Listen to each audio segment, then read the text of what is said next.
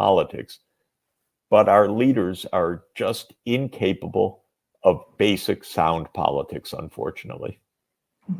When you mentioned arrogance and the beginning of the 90s, well, I am from the Czech Republic, as you know, myself. So, of course. Yes, we have vast experience with neoliberal policies and their application.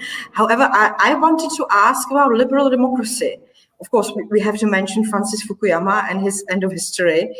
And now we see how completely wrong that was. But do you see also the liberal democracy as something that maybe hides more the true state of affairs than actually helps to resolve the conflicts? Because, when scholars like Martin Wolf suggest that maybe instead of voting, we should have some, choice by chance randomly, that would be better than elect the representatives that we have. There's certainly something wrong. So maybe if you could elaborate on the liberal democracy, and maybe it really will be an end, but the question is what kind of end it will be.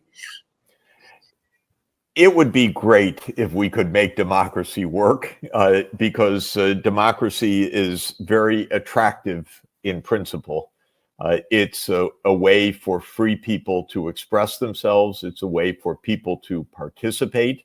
It's a way for people to learn about social and political realities.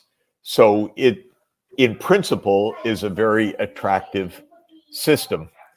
And in general, it's a way for people to have protection from their own governments, because non-democratic governments can be very, very destructive of their own people because there's no control necessarily over government.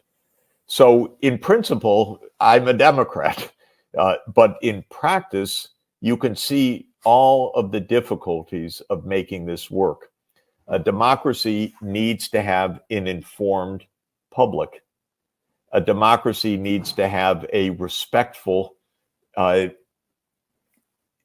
dialogue or deliberation in the public, not shouting, not even worse, violence, not hidden influence. A democracy needs to prevent being taken over by powerful interests that use the democracy as a facade, as a pretense rather than real democracy. So some democracies work pretty well. Some in Europe work reasonably well.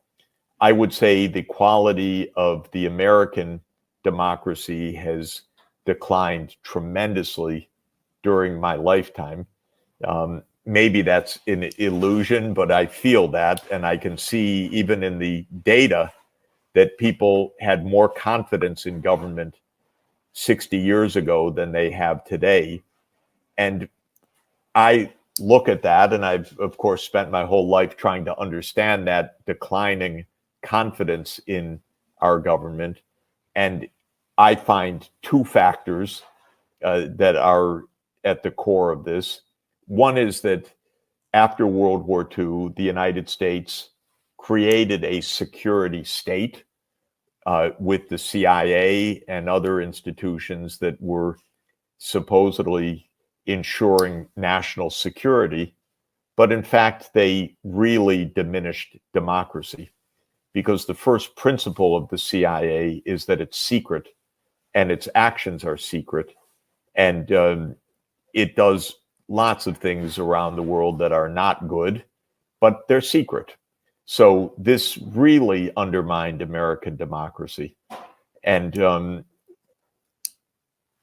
we don't have much public effect on foreign policy, for example, in the United States, because when it comes to foreign policy, really the president and a few other people make decisions on behalf of everybody without public debate or without control by any really democratic institutions, other than a vote once every few years. But that's not enough, because we go to war all the time against the interests of the American people. So that's one part of the problem. The other part of the problem that I mentioned earlier is the big money in politics. Some countries restrict private campaign financing. In fact, most in Europe don't have a lot of corruption of the political system. But the United States, I regard as kind of legal corruption, legal in the sense that our Supreme Court said that companies can spend whatever they want on politics, no restriction, or few restrictions. And the result is our election cycle, say the 2024 election, will spend maybe $15 billion of campaign financing. Now, you don't get honest government with so much money changing hands. You get government that is purchased by the highest bidder. And this is why the confidence in democracy has declined so much. You mentioned, of course, the power of big money. I wouldn't be so optimistic about the situation in Europe. I just believe because the economies are weaker, then there's not so much money as in the US, but the tendency is practically the same. You mentioned Joe Biden and, of course, then President Trump. Probably they'll meet in elections next year. Probably. Do you see the crisis in leadership? Because when we look in the past, we see many strong leaders who were both from Europe, from the United States, who were able to offer some vision and lead a society. Some of them even towards a peaceful society. We mentioned Willy Brandt, Olof Palme. We can also mention Ronald Reagan as a special type of American heritage as well. I would say there is a certain decline in these leadership qualities. Do you view it as well? Because in Europe, it's, I think, very visible. Yes, I think the quality of the political leadership in the US and Europe is very weak right now in general. Speaking of the United States, we have two leading candidates, one of whom is 81 and can't find his way off the stage anymore. He happens to be our president. And the other one is a convicted, is multiply convicted,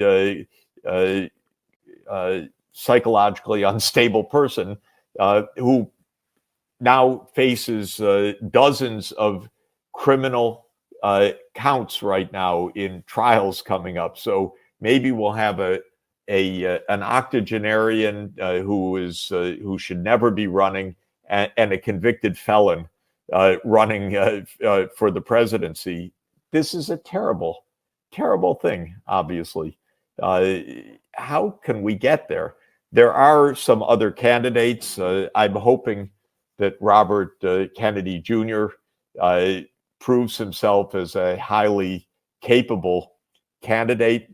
And I like him. We were schoolmates, we're friends, and he comes from a great political tradition. In fact, his uncle, John F. Kennedy, was, in my view, the last great American president, because after that, well, we had some very nice and smart people, a few, not very many. Jimmy Carter was one. But we've had a lot of failed presidents and failed presidencies. So the quality of leadership is quite low. And in Europe, it's also really surprising to me how when the United States makes such bad judgments, European leaders tend to follow along the US lead. And of course, I'm very unhappy about the Ukraine war. I mean, everyone's unhappy about it, but I have a view that's somewhat different from the mainstream view, which is, in my interpretation, the war in Ukraine was caused by the US wanting to expand NATO. And of course, many in Europe say, no, it's all Putin. He did this. But I know enough history, and I was present at enough events to know how much the US provoked this war through absolutely stupid policies. Because if you're smart, you don't push a military alliance right up against Russia's border. That's just not a wise thing to do. Russia is extremely sensitive to the military of the West encroaching on it because of how many times Russia's been invaded by the West. And especially when the United States politicians have so much hostility to Russia, which they do. They openly express the idea that Russia should be dismantled and many other things. Of course, Russia's going to see NATO expansion as a direct threat to national security, and it's not going to let it happen. So this is just an example of terrible policy, predictable disaster. But the US went along with it. Now, my point was the Europeans knew better. I know because many Europeans told me many times, oh, NATO expansion to Ukraine is very dangerous. But then they don't say it in public. And they don't say it in public because the United States would get mad at them. And, they're afraid of the US. They shouldn't be afraid of the US. Europe should have its own independent foreign policy, and it should understand its own interests. And the interests are not just following along the United States. So this is just a very important example of the weakness of the political leadership right now in Europe as well as in the United States. Yeah, we see that here very well. So they're actually not able even to formulate the national interests. And I don't know if it's fear or simply they are not capable to understand what's going on. Maybe it's a combination of both. However, the consequences are really disastrous for the EU, both economically and politically, of course. You mentioned one European political leader said to me a couple of years ago, oh, they don't take us seriously in Washington. And he said it even more colorfully, which I won't repeat exactly, but this was a leader of a major country. And my thought was, yeah, but you should not allow yourself to be treated that way. That's your fault. That's not America's fault. Yes, America's arrogant, but stand up for Europe. And this should be the approach, but it's not the approach. Because I think we've covered a lot of ground for ASEAN, and we've heard a lot of things that are very promising. And that's good because we need some optimism and some direction for how to overcome some of the big challenges right now. If we were to step back from our crises and look at some of the very fundamental trends in the world, we'd have a great deal of reason for optimism, in fact. The world economy and world society as a whole has become much better off than it was 100 years ago, without question. Life expectancy has risen remarkably.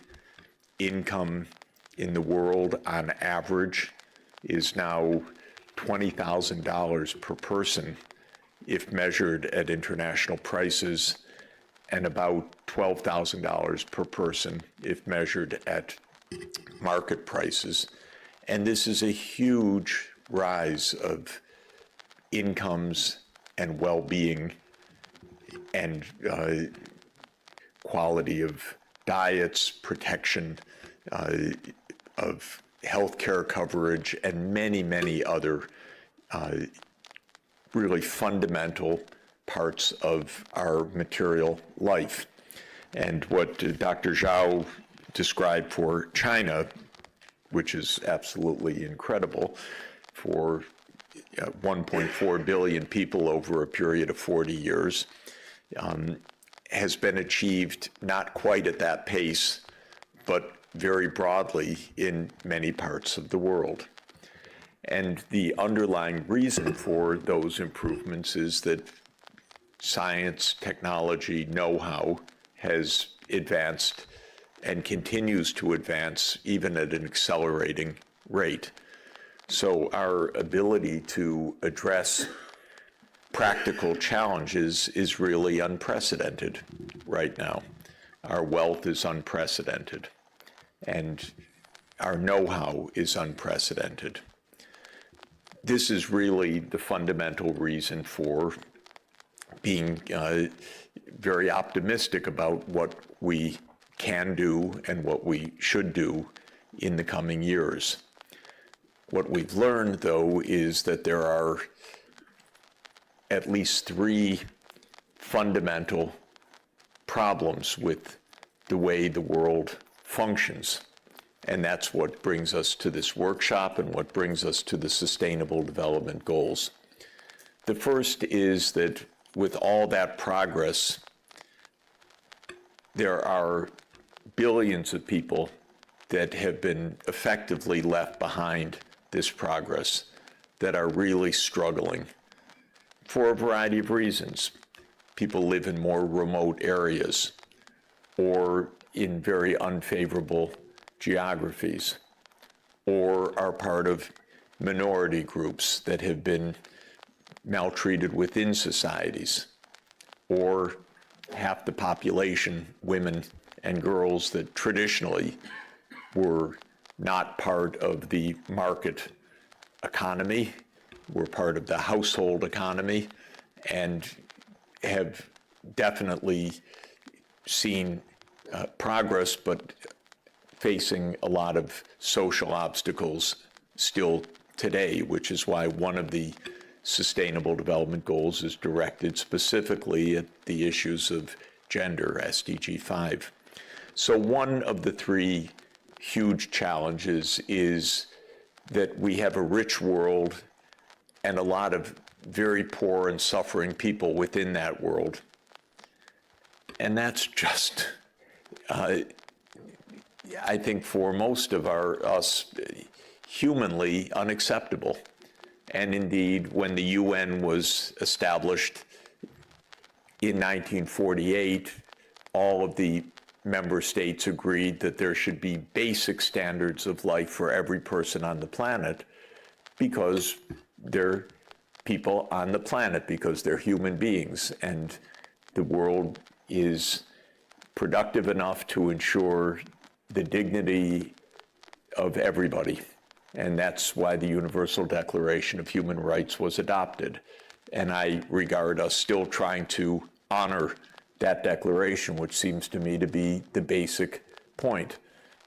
So problem number one is the very uneven development, the fact that there is still today a significant part of the world that lives in really abject deprivation. And that's a first challenge. And I think it's ethically probably the number one challenge, because extreme deprivation in a world of plenty is absolutely destructive of all of our humanity if we don't solve that problem. So that's why SDG 1 is end extreme poverty. Straightforward. And SDG 2, the second highest priority, is end hunger, for heaven's sake. Of course, there are big challenges of how to do it, but I will say in a world of wealth and knowledge, this is definitely within reach. It's crazy, to my mind, that if the average income is $12,000 per capita, there are people living at a few $100s per capita, and the world just goes on as they suffer and die young and face terrible hardships. The second big challenge, the huge challenge, the puzzle that is even harder than the first one conceptually, is that we discovered about 50 years ago that the nature of our economic development, all that wealth that I just talked about, is environmentally destructive, because the much vaunted economic processes don't take care of their physical byproducts. And some of them were not understood till 50 or 100 years ago, like greenhouse gases and their effects on climate.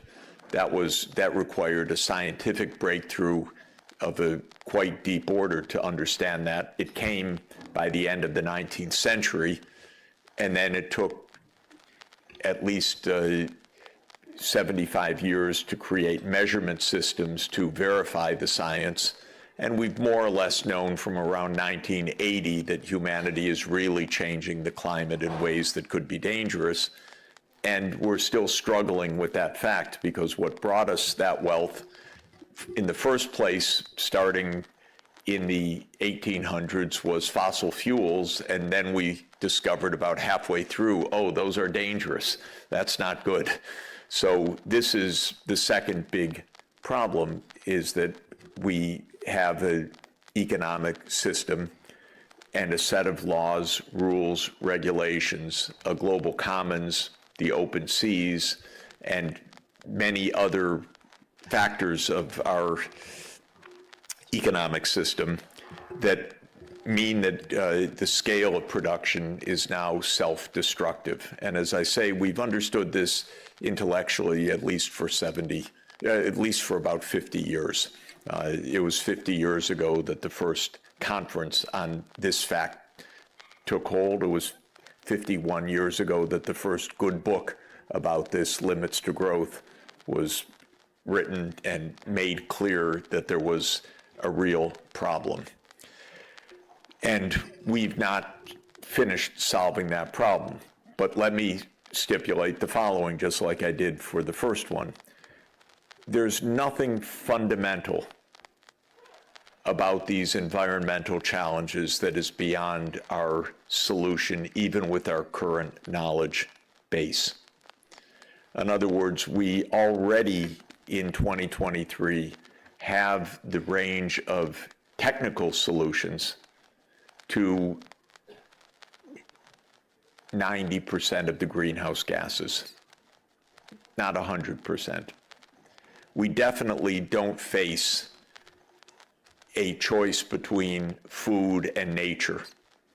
We face a choice between destructive and non-destructive forms of food production. That's a very different choice.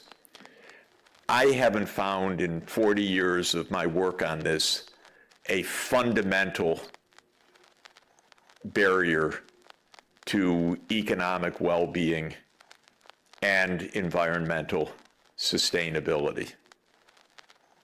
So I'm not in the degrowth school of thought, which says that what we really need is to reverse economic development. Not all economic development is good for human well-being. That's a different matter. But I'm not of the school of thought that says we've created a kind of society that is completely inconsistent with our environmental necessities or our environmental well-being or health. What we have is a very flawed economic system, legal system, regulatory system, incentive structure, so that we adopt or continue with technologies that are very ill-advised and do lots of stupid things because it's possible to make money off of those stupid things, rather than do the things that we should be doing. And I've not seen in all of my experience any calculations that show me that that doing the right things is beyond our reach, beyond our budget, beyond our economic means. For example, all of the estimates about the energy transformation to a zero carbon energy system suggest that it's 1 or 2% of world output that is needed to make that change. That's really strange. It's not that it's 50% of world output that's needed. It's not that this is cataclysmically expensive and we're just doomed as if an asteroid were coming to hit the planet and we have nothing to do. No, we have clear, very, very clear things to do. Sometimes we have too many possible things to do, so we don't know which one to take, so we're paralyzed. Should we do wind or solar or nuclear or this? I don't know. We won't do anything right now. We're making money with what we're doing.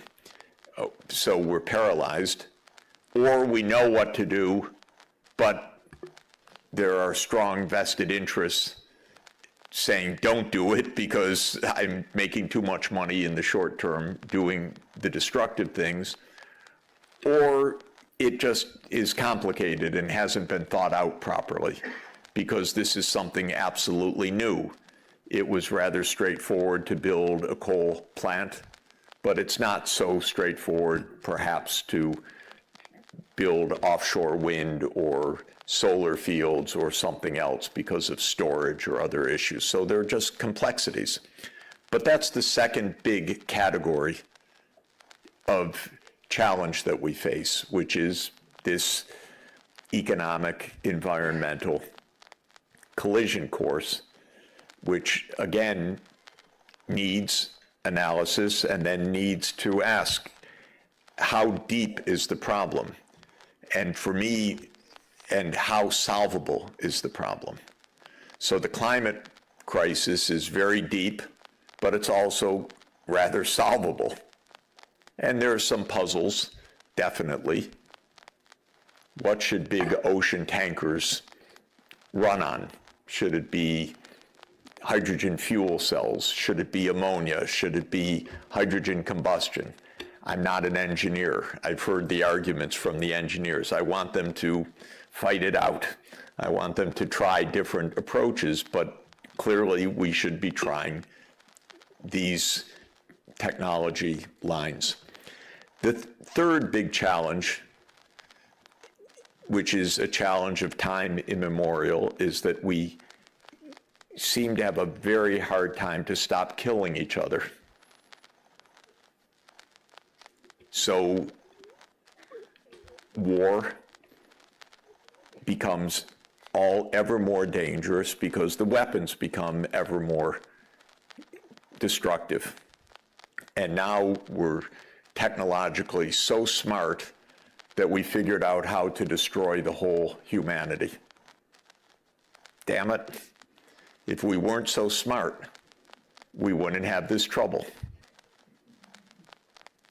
But a few geniuses figured out you could make nuclear fission work to make a bomb. By the way, there were probably 50 people in the world that understood that. And they figured it out, and then they gave it to a world of idiots. So we have a lot of dumb people who are in charge of nuclear weapons, and they were made by a few geniuses. That's our problem. So this is our third issue, which is how to stay peaceful and cooperative. To my mind, these are the three big issues that we face, which is how to be fair and decent to people who are suffering, how to make sure that we're not self-destructive because our economic system is actually a complicated set of incentives that doesn't get things right, and there's no magic in how we have organized our economic life to handle issues like greenhouse gases, which weren't in Adam Smith's Wealth of Nations and are not part of the things that a free market can solve, and so forth. And the third is this interminable problem that if you read human history, we've been fighting with each other most of the time, but there are also glimmers of hope that there are long periods of peace, and we also have institutions for peace just like we have institutions for war. One of the things that makes me quite optimistic about China's rise is that China has been much more peaceful in its history than just about any other region of the world. And the amount of interstate war of China over the last 2,000 years is actually quite low. It's basically been wars of pastoralists coming from the north and sedentary farmers trying to fight them off. And that's been most of China's wars for 2,000 years. If you look at Europe's wars, it was just kill each other across the divide for 1,000 years, nonstop. So China at least has a peaceful tradition, and I think it fits actually with this idea of harmonious society, with the idea of global civilizations and so forth. I'm quite an optimist, I have to say, about that, because I think it actually there's a deep rootedness. So that's all we have to do. End poverty, protect the environment, stop killing with each other. All right? So, thank you. No, okay. So what do we do? To my mind, the basic thing is we should think hard about each of those things and then come up with plans. That's the most basic idea. That sounds so dumb. Why am I saying that after 40 years? Don't I have anything more intelligent to say? And the thing is that the way that our social systems work is not to think and then solve these things. And that's very interesting. Our economic system is designed around a different principle, which is let people do what they want, get rich, go find your job, go buy what you want, but not solve problems. So in economic land, it's not oriented towards solving problems. It's oriented towards doing your thing. Businesses are supposed to go make profits, and we're supposed to be good consumers, and we're supposed to be smart in the job that we pursue. But at least in market economics, which became the dominant ideology of the Anglo-Saxon world and then the world, it isn't to solve problems, it's go do your thing. So don't expect the answers to these problems to come from the economic sphere or from the business community. It's not their job. Their job is to run a business. It's to make money.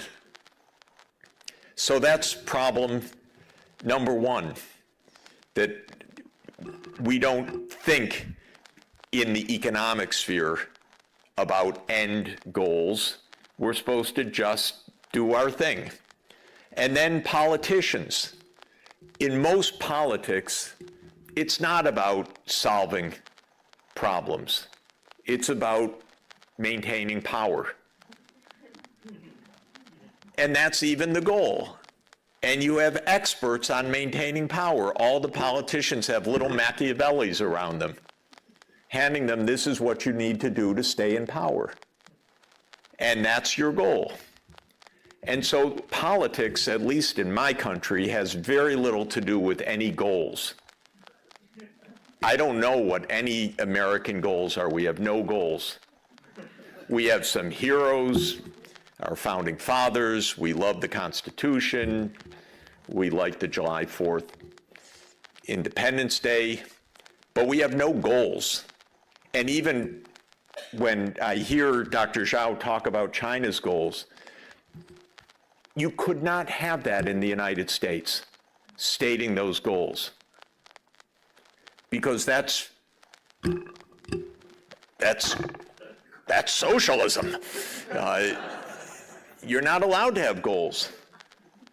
So politics is not oriented towards solving problems. Really, it's management of power, competition for power, holding on to power, benefiting from power. And so we don't see from our governments most of the time these big goals and how to solve them. I really think China's been different in this period, the last 40 years, from most other governments. And I think the success is a result of that, actually, that it's really, and why? Well, I think this is a very interesting question, but a few countries at a few times have very clear goals. Maybe because of survival, maybe because of their past history, maybe because they have a successful neighbor, so they want to imitate the success. Maybe, like in Singapore, because a genius came, Lee Kuan Yew, and he had a very, very clear idea. And really, Singapore, it is a case of a very clear, brilliant thinker who just guided things for quite a while, like Plato's philosopher king. But most of the time, this is not how politics is. So we don't see a lot of this problem solving coming from governments. And the third thing is, in my country, which became the most powerful country in the world for the last 75 years militarily, they really think that fighting wars is a big part of what governance is about. They're crazy and dangerous and could get us all killed. So that third category of just peaceful cooperation does not come easily. Every day we read something hateful about China in the American newspapers now. Every single day. I just read today, China has the Global Civilizations Initiative. Wonderful. You talked about it. Today I just read, this is terrible. This is, China's out to take over the world through this. Now, honestly, this is a mindset that is very, very deep, probably ingrained evolutionarily in us also, because there probably was a time when whoever could control the next water hole survived, and whoever didn't survive, and it was us or them. And that's not how the world is right now. It's not us or them. We don't need to take over any other place to have well-being, period. There's no crisis of living room. There is only the crisis of understanding, don't kill the other side. Okay, so what do we do? Again, just to conclude, we need to think clearly. Excuse me. That's a technical term about American politics. So we need really to put serious ideas forward in detail. And that's the purpose of what we're after.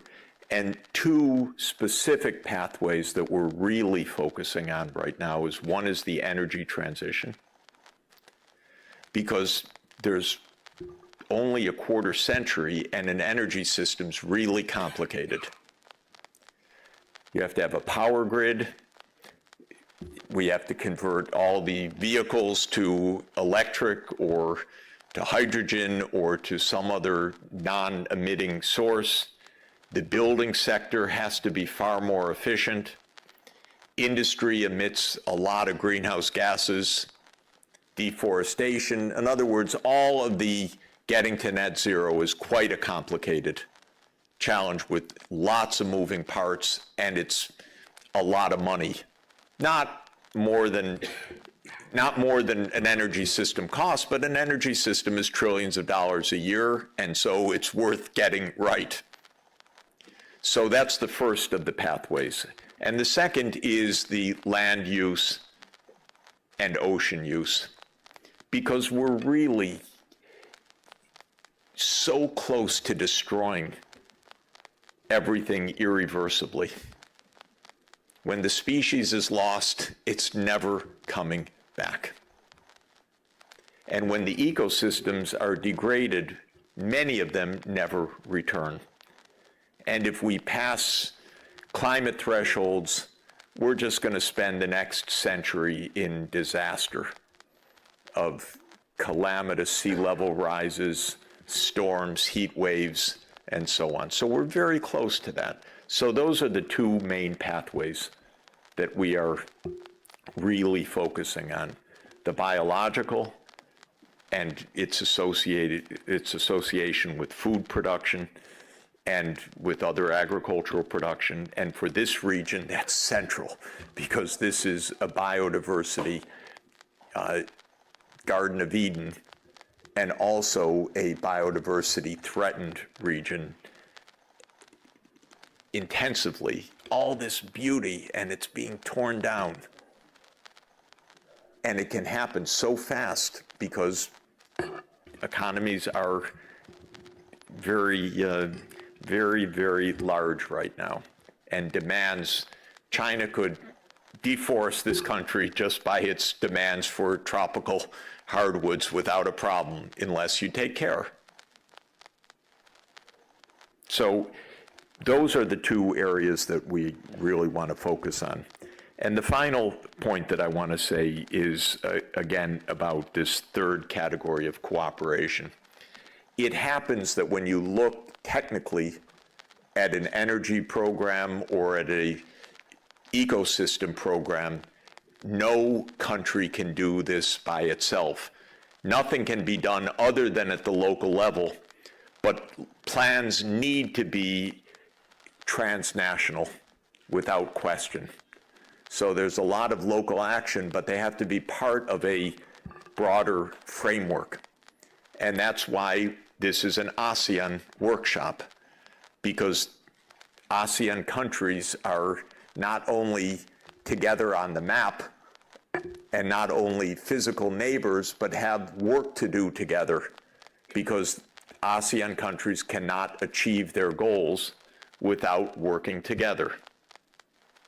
And so we need to do this at a transnational planning level.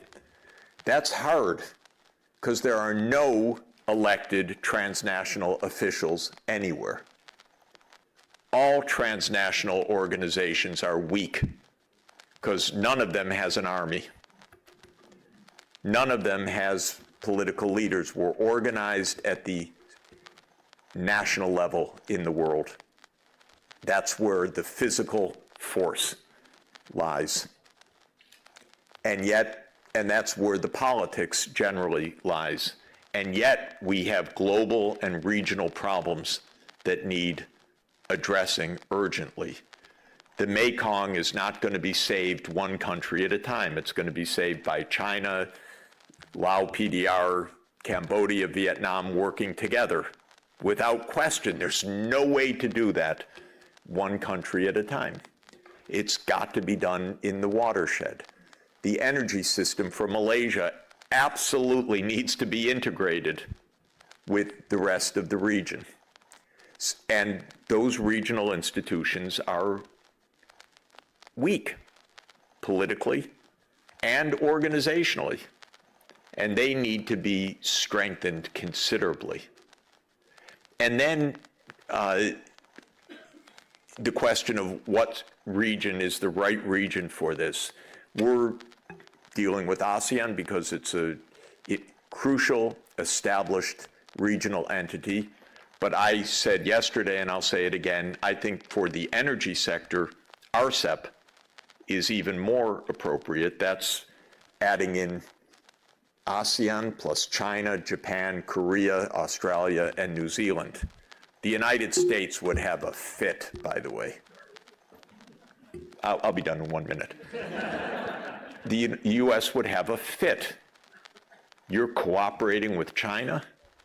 Well, my strong advice to you is cooperate with China closely. And my strong advice to Australia is don't build a submarine base, cooperate with China.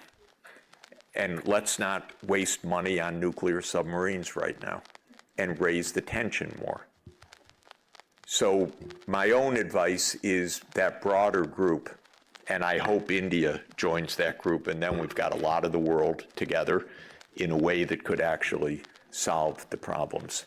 So sorry for the long rambling, except I believe that all of these problems are solvable. I believe that universities have a unique and extremely important role to play in this, because this is what we should be doing. Training teaching, educating, researching, policy analysis, and really trying to make politics work the way that it should, which is for the common good. Thank you. What happened to Western values? Because it's a very interesting and important and strange story in a way, and it's worth reflecting on. The values that we heard about both Buddhist and Confucian thought clearly find some resonance in Christian thought, especially in gospel teachings of Jesus, and also in Greek thought, because if you look at Aristotle's philosophy, as was seen, you would find some connections that are quite important, actually, and I want to draw them out. But then Western philosophy took an odd turn, or Western thinking took an odd turn, and it's important to understand that change of values that took place starting around 1500 to today, because there really was a change of the Western philosophical approach and a divergence that is, I think, quite harmful in many ways. So if you look at Aristotle, Buddha, and Confucius, if I might, just very briefly, they're all in deep ways, not the same ways, but deep ways, variants of what can be called virtue ethics. The idea of virtue ethics is that human beings have the potential to do good, not the inevitability of doing good, and that virtues need to be cultivated to bring out the best in human beings. And this is a common idea of Aristotle, Buddha, and Confucius in the teachings. In Buddha's Eightfold Noble Path,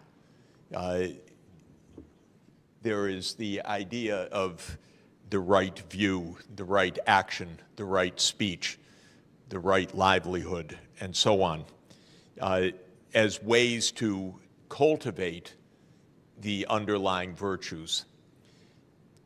Aristotle was very, very clear that happiness depends on virtue, but virtue must be cultivated.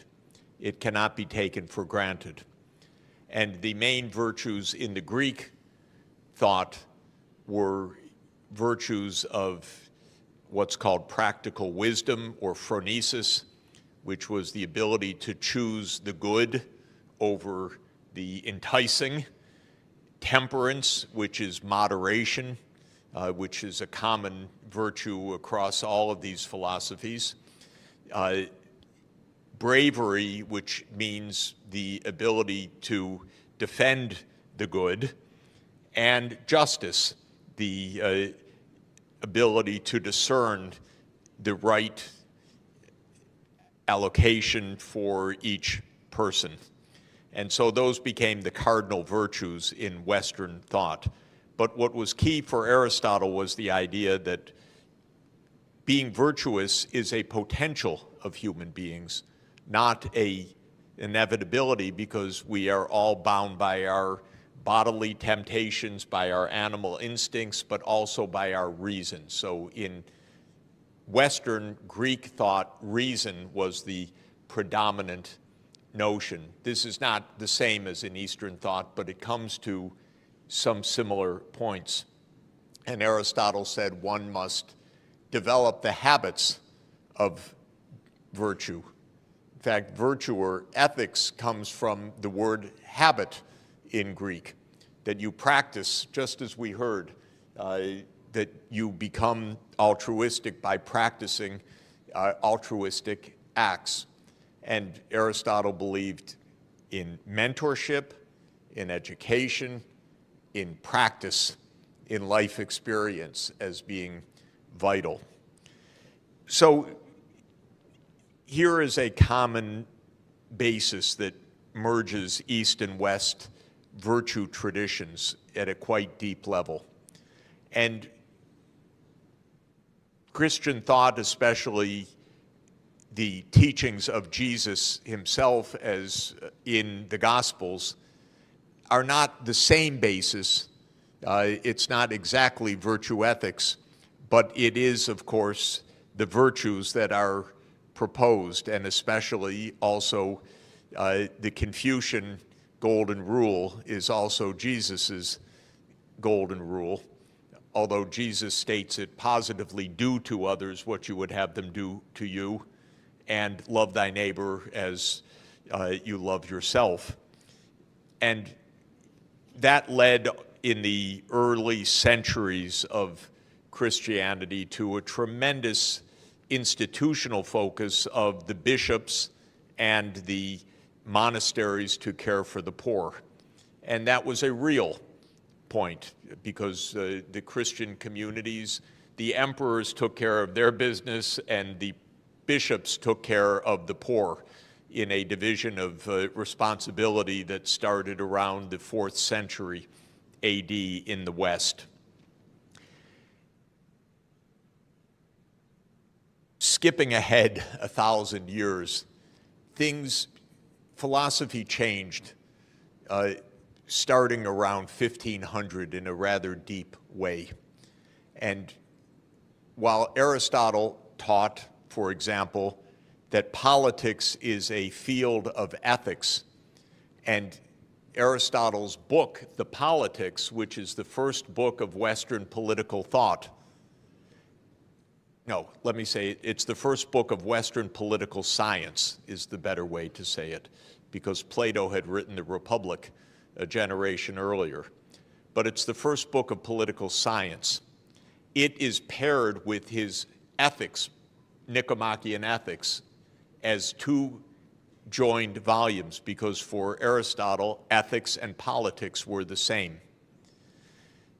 Of course, in 1514, I think it is, Machiavelli wrote a very different political science. He wrote a handbook for the prince, which was about how to maintain power. And political science in the West began to be the science of maintaining or managing power, not the science of producing the good. And in fact, Machiavelli was teaching the prince. He was actually making a job application back to the Medicis because he had been dismissed from the Medicis, wanting a job back that he was advising the Medicis how to hold power in Florence.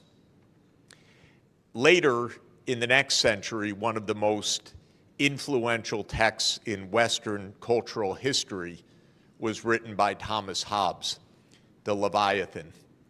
And this was written in 1640 as Western science was taking shape.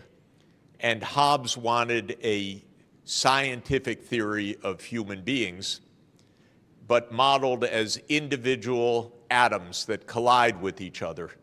Because for Hobbes, there was no longer a cultivation of virtue, but rather each individual with insatiable desires. So Hobbes's model of human nature is that it is simply unbounded desire. It can't be taught to moderate desire. It can't be cultivated for virtue.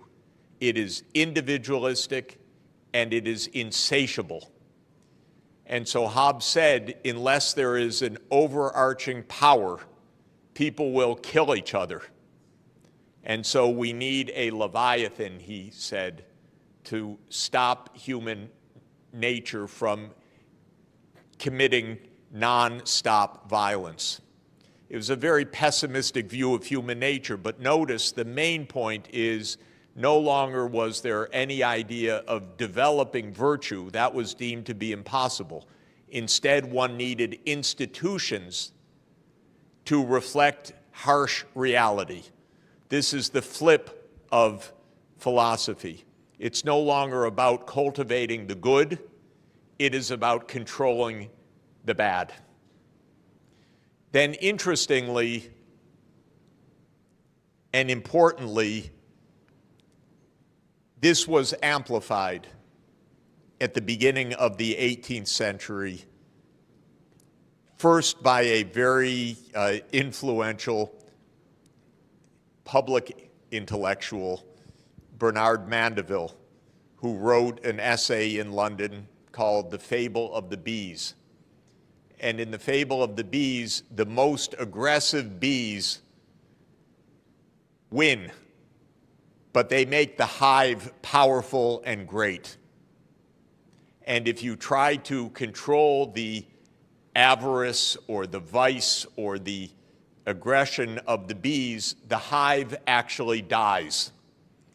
So this was now a philosophy of empire, that power seeking was good because it would make the society powerful and wealthy and able to dominate over the other bees. So it was taking Hobbes and adding another element, one beehive taking dominance over others. And clearly this was a philosophy that appealed to the emerging British Empire. Then came Adam Smith 6 decades later in 1776, and he said, in agreement with Hobbes and in agreement with Mandeville, that human nature is individualistic, tastes are unbounded, desire is a great motivator, but market forces will tame all of that, because market forces will force a kind of competition that will lead to a socially beneficent outcome. The point is, the Anglo-Saxon philosophy broke free of more than 1,800 years of Western tradition. The Western tradition from Aristotle and Christianity was a tradition of the common good, virtue, and care for the poor. With the rise of the British Empire, the philosophy became the benefits of power as a philosophy. And then even the idea that this would lead to, quote, the common good. But there are two more steps that are important to state. The poor became an enemy because now they were a drag on society. So John Locke, one of our most esteemed philosophers, wanted very harsh treatment for the poor so that they would not be burdens on society. And then came Malthus. Thomas Malthus wrote after Adam Smith, one generation later in 1798. And he proposed something even darker, which is that those hives, those different societies, are actually in competition for survival with each other, because there are more people produced than can be supported. And so life is a battle for survival, and trying to help the poor is inevitably to fail, because there will just be more poor people. That was his iron law of population. And that led in the next step. Darwin took that idea brilliantly from a scientific point of view to understand natural selection. But the later 19th century philosophers took that idea as a struggle across nations, and that now nations or peoples or races were in the struggle for survival. And this became known as social Darwinism. And the idea was, not only should there be no beneficence, if you help your own poor, you will weaken your society compared to others, and indeed you're in a struggle for survival. And this gave rise to the worst crimes of history, because Nazism actually as a philosophy, which it was based on social Darwinist pseudoscience. And this idea, the German people will survive or the Slavic people will survive. And so this is a war even to extermination. Now, this kind of idea led to the worst cruelties, but we are still in a mindset in the Western world where it is competition and struggle that is the absolute underpinning of society. When I studied economics, I was taught about perfect competition. I was never taught even 1 minute about perfect cooperation. The idea doesn't even exist in economics. It's not even developed in one paper that I know of, because the idea of cooperation as a norm doesn't exist. It happened, this notion of letting greed motivate action perhaps did generate the spirit of innovation to some extent. But the way that it was championed and taught, of course, led to the worst excesses. So the world became rich, and those who were rich became devoid of benevolence and compassion. And a terrible writer in the United States who became quite popular, Ayn Rand, a kind of popular philosopher among young people and among many politicians, wrote a famous essay about the virtues of selfishness. So selfishness became the virtue, actually. That's the literal title of an essay. It's unbelievable, and she is championed by many still. These novels are unbearable to read, but they are part of our philosophy. So I went on too long, I know, because the sign told me to stop 5 minutes ago. But so that's not very benevolent of me. But let me say the following. I believe we've had a deviation from the right path in Western civilization. There are roots of Western culture that we can really use to find a path of virtue and politics that is ethical. But the Anglo-Saxon version deeply lost this tradition.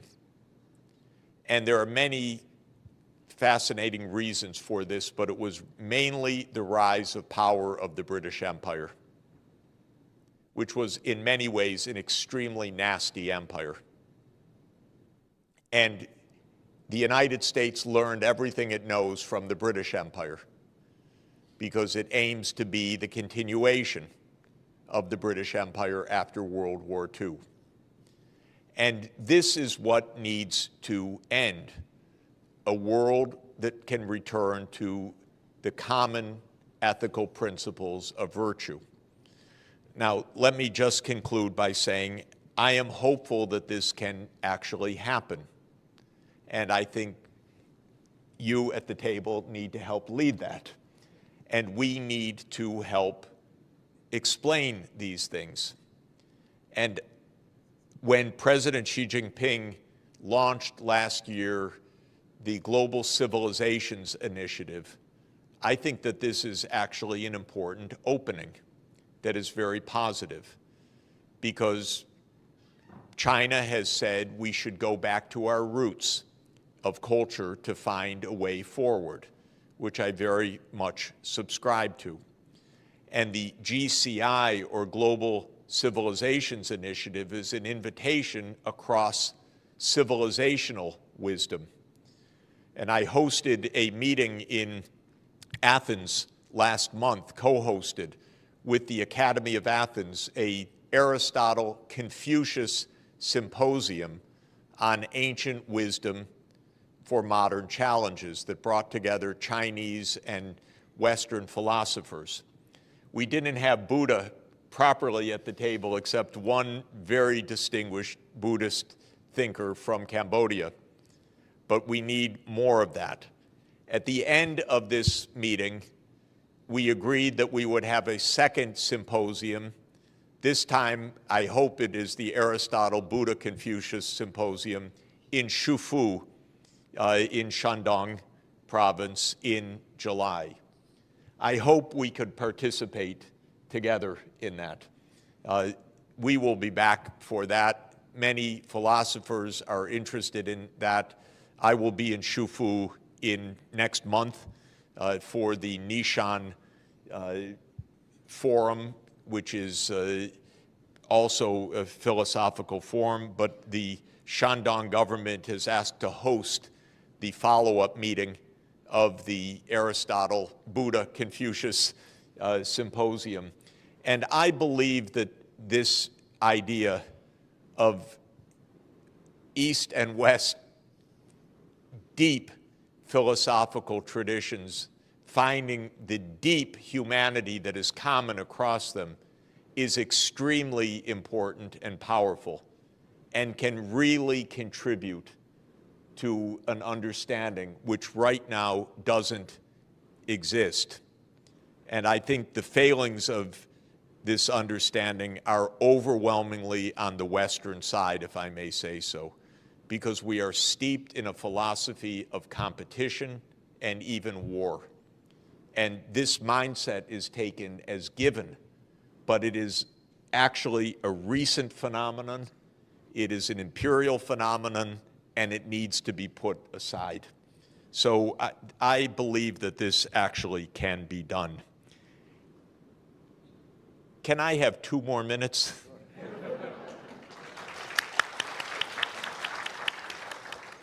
Because I want to talk about net zero by 2050.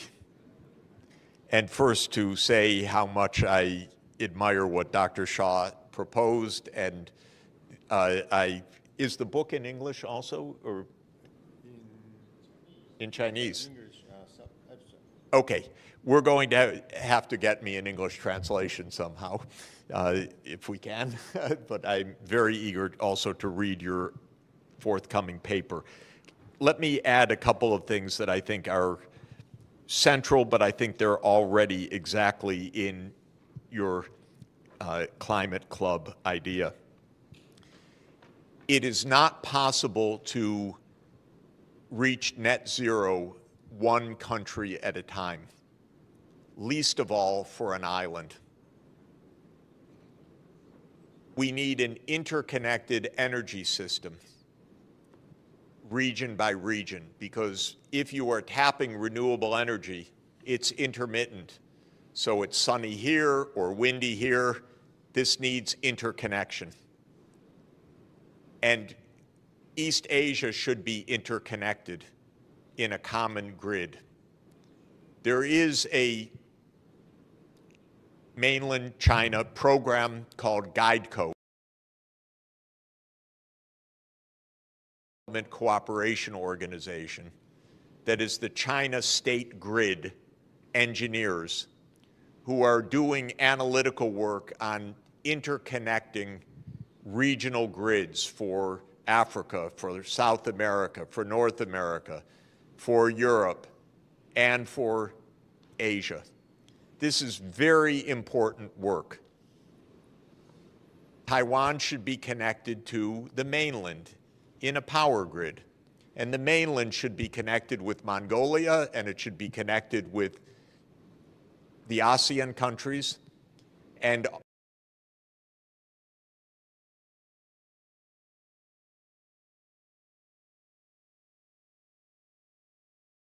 with submarine system. It would be region the economic powerhouse of the world rather than a battleground, because this region has everything if it works together, and it could lose everything if it views the region as a battleground. I think everyone in this region can understand this. The only one that does not is my country, actually. But the U.S. needs to be told, let us solve our problems. We know how to discuss. Don't meddle, because you will make a mess. This is actually the truth. This is true about Japan. It's true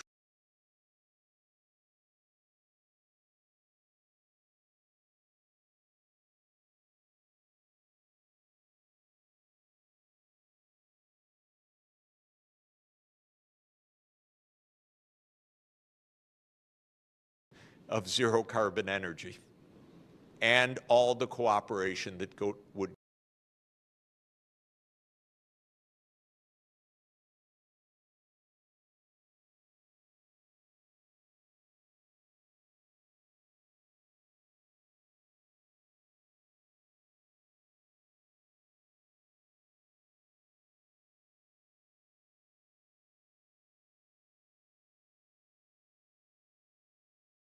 the regional cooperation, the regional structure, and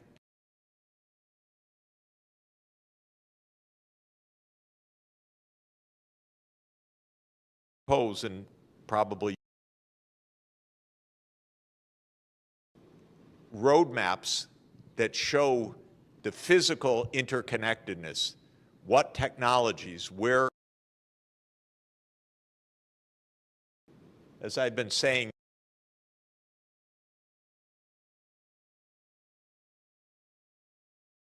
opposite of a plan. It's 80% fossil fuel.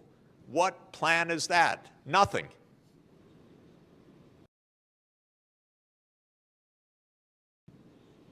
Please, don't encourage them. So show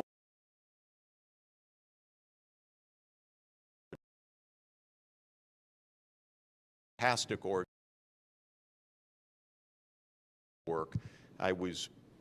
Sonia and I were just in Beijing with them a couple of days ago. We'll come back for a meeting that they're hosting on September 26th for a worldwide meeting on energy interconnections. I think that this is really absolutely at the core. So I agree with everything that you said, and I think that it's absolutely the way forward. And in that polycentric world, there's a concept which I find very useful. It's a concept adopted by the European Union, but a concept that actually started with the Roman Catholic Church, and that is the concept of subsidiarity, which is that we need governance at all levels. So we need global governance, regional governance, national governance, local governance. You put each problem at the lowest level possible, closest to the people, where it can be solved, but not below the level at which it can be solved. So the power grid cannot be solved at the national level. It must be solved at the regional level. The targets for decarbonization must be solved at the global level, and so forth. And the idea of subsidiarity is that we have this multiple levels. We have global governance. We have a global government that can do certain things and not other things. We have regional government. We have national government. We have local.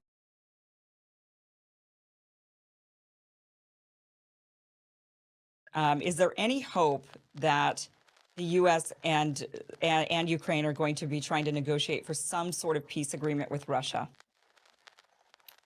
This is, Kim, not unlike the virus story in that the government lies relentlessly about why we are in this war.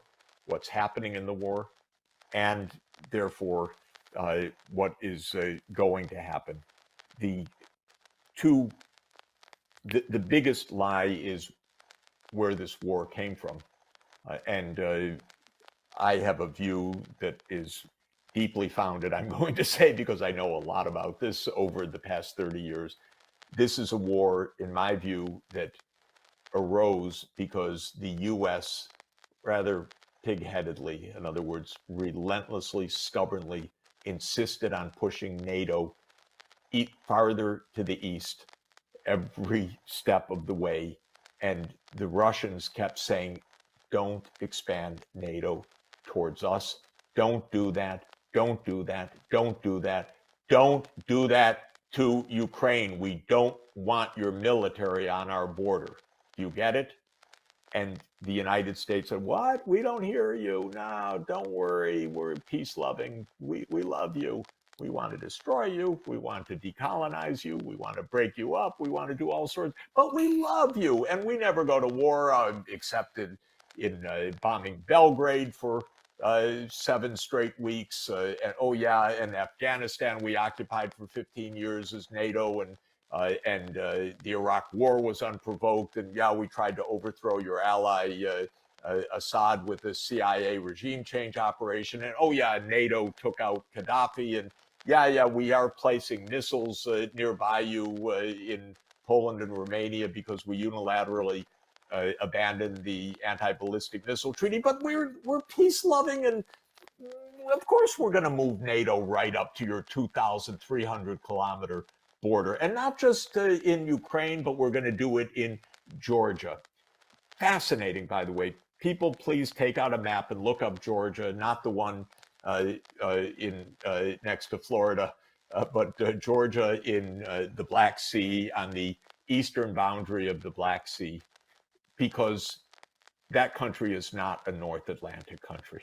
So why would it ever be in NATO? And yet the United States wants to push NATO to Georgia. And if you look at a map, I can explain in 30 seconds why that is, because the intention of the United States is to surround Russia in the Black Sea. Ukraine, Romania, Bulgaria, Turkey, and Georgia creates an encirclement.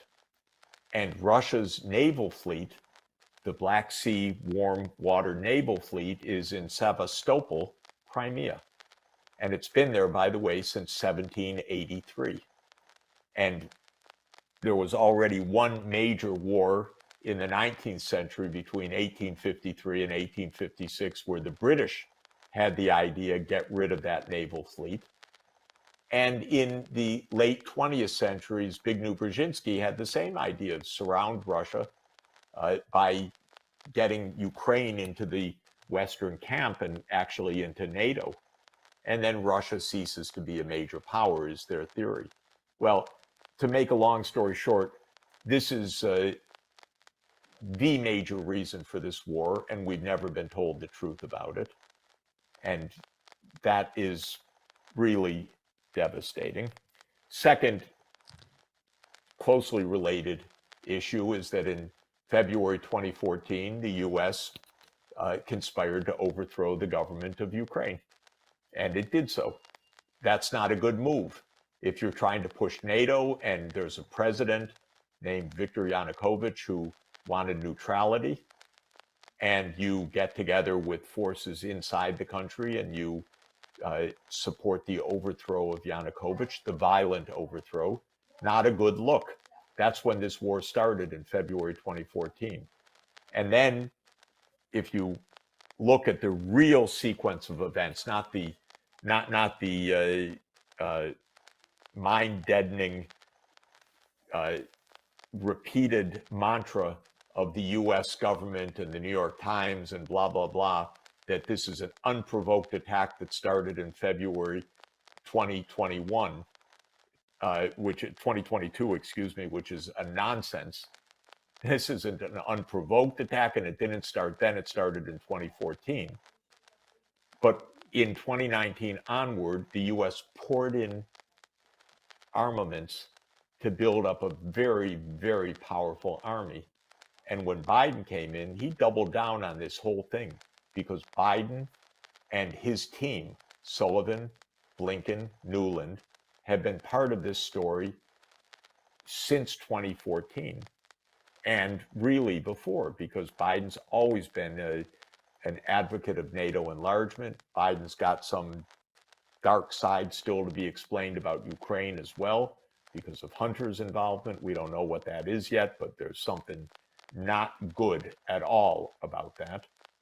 But I think Nuland has been on this case of NATO enlargement. She was actually the ambassador under Bush Jr. in 2008 to where? To NATO. In the 2008 meeting, when the U.S. pushed the proposition and forced everyone to agree that Ukraine would become a member of NATO. So Nuland's been part of this story from way back when, from the Cheney Bush days, and she continued through the Obama administration days as the point person for the overthrow of Yanukovych in the US government and for the NATO enlargement issues. And then we started arming Ukraine heavily, especially in the late 2010s. And then Biden really doubled down when he became president and repeated actually in several high-level processes that Ukraine will become a member of NATO. And to bring us to today, and just to conclude, on December 17th, 2021, President Putin tabled a Russia-NATO security agreement in a draft based on no more NATO enlargement. And I happened to call the White House after that and said, avoid a war, negotiate. It's not even a concession. Why do we want NATO in Ukraine? It's going to provoke disaster. And I was told, oh, don't worry about it, Professor Sachs, but we'll never negotiate over NATO enlargement. It's none of Russia's business. And I said, none of Russia's business? Are you kidding?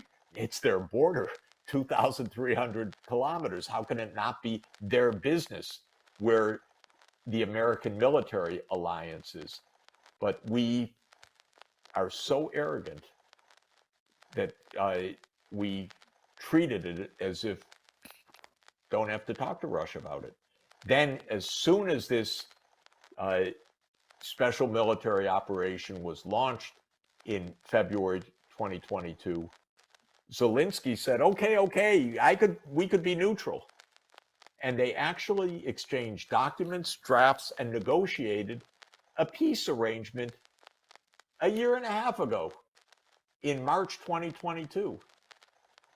And I talked to the negotiators, by the way. I talked to the mediators, the Turkish government, in detail. And you know what happened? The United States came in and told Zelensky, no, you don't agree to neutrality. You fight on. We have your back. You're going to win. You defeat Russia. Okay, now there are hundreds of thousands of Ukrainians dead. This counteroffensive of June, July, August, and September is a killing field.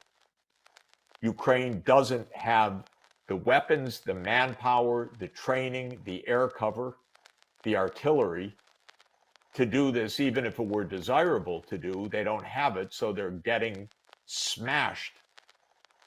And Biden doesn't have the gumption to say, you know, this was a terrible blunder.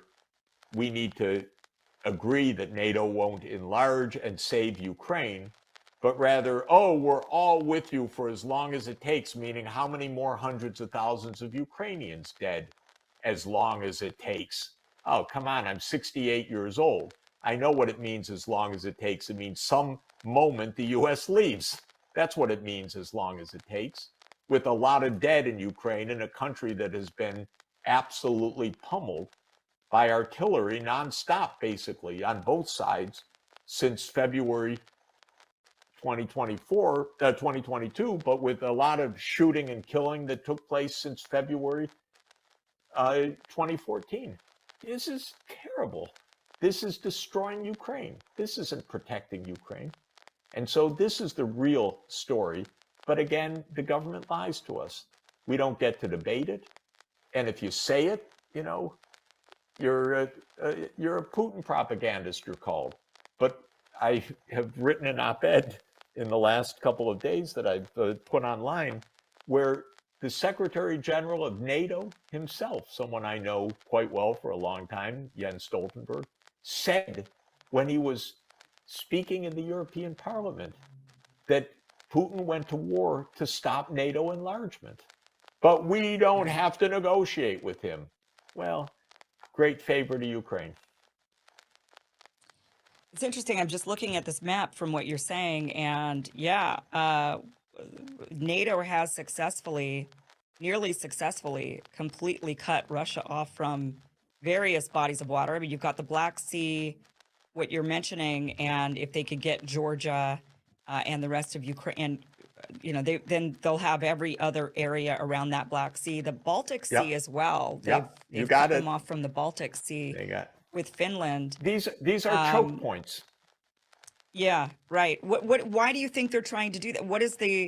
Why cut them off from the Black Sea or the Baltic Sea? I'm curious if the Caspian Sea is next. I mean, is that what you think they're going to go after that one as well? Look, I don't know if you have used to play Risk. You know that board game? It was a board game of my youth. The idea was to have your piece on every part of the world map. Then you had taken over the world. Well, that's the neocon vision. They're playing Risk at the expense of vast numbers of deaths in many parts of the world. They want to have the U.S. military or subservient governments or supplicant governments or pliant governments everywhere on the map of the world. And this is pretty relentless. And it's kind of manifest destiny writ at the global scale. It used to be at the continental scale. Nothing could stop us. We take over all of North America. Native Americans notwithstanding, and so forth. This is manifest destiny at the global level. The only problem is others don't quite share this idea, and we are getting into an awful lot of wars, and they're very dangerous, very dangerous. This is a war with a nuclear superpower, and obviously a very powerful military.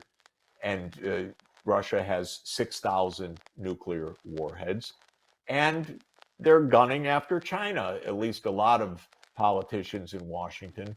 I think in the last few weeks, Biden is trying to pull back a little bit, I think, from the brink, but scared always of his right flank that he'll be attacked for being soft on China and so forth. But there are a lot of hardliners on China that seem really to be preparing for war. Can you imagine anything more reckless, stupid, unnecessary, potentially Armageddon than that? I can't. So all of this is mind-boggling to me. But the basic answer to your question is no rational reason other than that they think they're playing global hegemon and they need their piece on every part of the map. Well, let me just say the kinds of things that should be done, in my opinion, are things like the Belt and Road Initiative of China, because the Chinese government recognized that for China's own well-being, but also the well-being of its neighbors, Cambodia, Laos, Vietnam, Indonesia, Thailand, and so forth, and countries even farther afield, all economies need modern infrastructure. And modern infrastructure means access to high quality electricity, especially zero carbon energy now, to fast rail, to fiber, 5G networks, and so forth. And the Belt and Road Initiative, which is in its 10th year, uses especially finance from China, from the China Development Bank and other institutions, to help finance the spread of infrastructure across Eurasia and across the sea routes, also connecting Africa and South America and East Asia. So that's a very good example. It's pragmatic, it's investment oriented, it doesn't just talk the talk, it actually provides the financing. and provides the technology. I wish the rich countries in the West were doing this. They are the former colonial powers.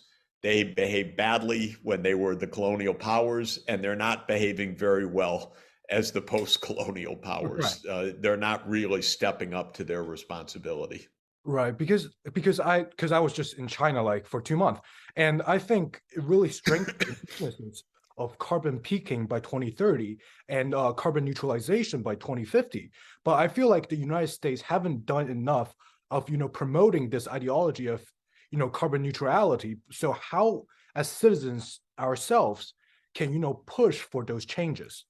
It's interesting. In the United States, most people know that climate change is a very serious crisis, and we just had the devastating fires in Hawaii to show how tragic this climate change is. We're in the hottest period in not only recorded history, but in human history for the last 125,000 years. The month of July was probably the single hottest month ever that humanity has experienced. Certainly that's true during the period of recorded temperatures. So we should be doing much more. And the American people know this. And certain things are happening, of course. There's investment in green energy in a lot of places. There's investment in the conversion of the auto industry to electric vehicles, which is part of the solution. But at the national level, there was a piece of legislation, the Inflation Reduction Act, which was a very strange name for legislation, which is mainly centered on the energy transformation, and it gives tax breaks for green energy. But what it doesn't do is make a national plan. There is no national plan. It doesn't make a national plan because in American politics, the power of the fossil fuel lobby, big oil and big coal, is so strong that politicians don't tell the truth to their own constituents, and they act on behalf of their lobbies who pay for their campaigns rather than on behalf of the American people. In the United States Senate, in the Senate Energy and Natural Resources Committee, the chairman, Senator Joe Manchin of West Virginia, is notorious for being the front for the big oil lobby. And he himself has family wealth tied up in 2 coal companies. So I regard that as corruption, but in the American system, it's legal corruption, or seems to be legal, but it's corruption nonetheless. If you're told that in a country that hasn't taken a clear plan for decarbonization, has senior officials who own coal companies, you'd say, well, of course, that's just political corruption. But unfortunately, that's how the United States works. So the American people are saying more and more, we're disgusted with the political system. It's all about money. It's all about the re-election of these corrupt politicians. And I think that the more we clarify how broken this is, the farther we're going to get. But of course, at substantive levels, we need a plan of action to decarbonize by 2050 that is not only at the state level, because many states have such plans taking shape, but at the federal level. And one of the main lessons of what's happening right now is that there are more projects in more projects in wind and solar than can be put onto the grid, because the real breakdown is the transmission system. But that's where federal investment and a federal plan is needed. And we don't have that because of all the political problems that I talked about. And I think that America's structure is so like money-based, money-focused, that it comes before the mutual benefits that all the human can get. That's exactly right. Yeah, it's not based on the common good. It's based on the special interest. Right. It's always money, money, money. And then I want to touch on this, is that we all know that Japanese is going to have a nuclear wastewater dumps. So what are some actions that United Nations would do to counter this type of behavior? Well, on the specifics on Japan, I can't really comment because I haven't studied the scientific arguments on both sides. And in general, on technical arguments, I tend to listen to the range of experts and ask their opinion. So I would think at a minimum what the UN should be doing, and maybe it is, and I'm just not involved at all in it, is looking at through the International Atomic Energy Agency, which is based in Vienna, at this question of the wastewater from Fukushima and what should be done about it, because that's a technical issue that should not be any individual government's authority. The UN should weigh in, especially at the technical level.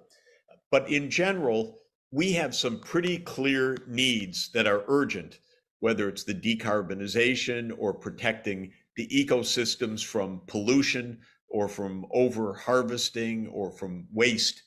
And we need technical plans of action. But that planning mechanism is hard work. And it's hard work for the political reason of keeping it free from corruption. And it's hard work at the technical level because a lot of technical issues are raised. And so countries need effective planning ministries. China has the National Development and Reform Commission, NDRC, which does a lot of the technical planning. And the United States doesn't have a planning ministry. So we don't make plans because we don't have a ministry of planning or a ministry of economy or a planning agency. In the US lexicon, planning is a bad idea. But, you know, for certain things, I am happy that planning is done within private businesses, but for other things, I want the planning to be done by government. And in every sphere of the economy, planning is essential. It's just that sometimes it's not a government function, sometimes it's a private sector function. Yeah, and like you mentioned, the United States government needs to go through a really big structural change. And in that, I think the driving forces are the Gen Z and Gen Alpha people coming up. But right now, I think we lack guidance. So what are some advices that you would guide, like some advices that you would give us to start with? Well, that's a really very interesting and deep question, because let me just say that our Constitution was drafted in 1787. Of course, it's had some amendments since then, but basically it's the same structure that was decided in 1787. And it's out of date. It doesn't have the substantive principles that are needed for the modern period, and it does not enable the strong planning or environmental protection or assurance of economic rights for the people. So it's really an out-of-date structure in many, many ways. At the same time, it has been deeply damaged by corruption, by the money in the politics. So I would make many changes, but I think the idea should be that sustainable development, that means an economy that works for the common good and that protects the environment and that provides the public services that anyone needs, whether it's health or education, that these are part of the citizens' rights and responsibilities, and that the government has the effective means to carry that out without the corruption of private money in politics is central. And I think, as you say, today's young people are going to really need to fix the US system, because otherwise it's just going to continue to be in decline. And yeah, I think currently another problem with the US is that it's basically Red Scare Volume 2. Like the counter propaganda against China is like, oh, China is bad to all the young people. So that creates a really unhealthy into their mindset about a prejudice about China and unwilling to learn about these different type of political systems that might have some policies that could be used in the United States. So, excellent point. Basically, there are a lot of lies about a lot of things in politics in the United States. Because if you have a system that's based on special interests, the special interests try to hide. They want their benefits without saying, "You see, I run the government." So we have a set of falsehoods that keep clarity at a distance, actually. yeah. And so it takes some effort, but as you say, the anti-China propaganda is really heavy and very intense right now by people who know nothing about China or its history or its economic successes in the last 40 years or the hard work of the people. Right. And how do we counter those misinformation? I think we have first any lies need to be called out. So I try to do that on a daily basis and through articles and books and speeches. But I think it's also important that young people make direct contacts and use the digital connections across schools. So University of Michigan and Tsinghua University working together, discussing and so forth, somehow making such projects both economic, cultural, business, technological, I think would be a big help. But our government is really aiming to, as you say, scare people rather than to really educate them. Yeah, and the penultimate question is, where do you see the economy, the world economy, in sustainable development ways to achieve in 5 to 10 years? The good sign is that we have so much new good technology, 5G, low-cost renewable energy, robotics, many new approaches to problem solving. We really could make the energy transformation to safe energy at low cost. And this is the most important point. Use our knowledge and deploy it at scale. But the challenge is conflict, division, vested interests, greed that impedes us from using these solutions at scale. So it's not even possible to predict the future with any insight, because we could have a good future with big solutions, or we could have a very broken, divided, dangerous future, and we have to fight for the good one. And that's why this is more of a question of effort than prediction. Yeah. So last of all, so what is one message that you will want to share with all the young viewers that are aspiring to be, great economists and entrepreneurs? Well, go be the best you can, but serve the common good as you do it. Don't lose sight of the fact that we are in an interconnected world. We need global problem solving. We need friendships across nations. All this talk of war and conflict and division is extremely dangerous and completely unnecessary. And so go be champions of sustainable development, use new technologies, be great entrepreneurs, but always do it in a peaceful and cooperative mindset, not doing it because we have to beat the other side, but because it's good for the world.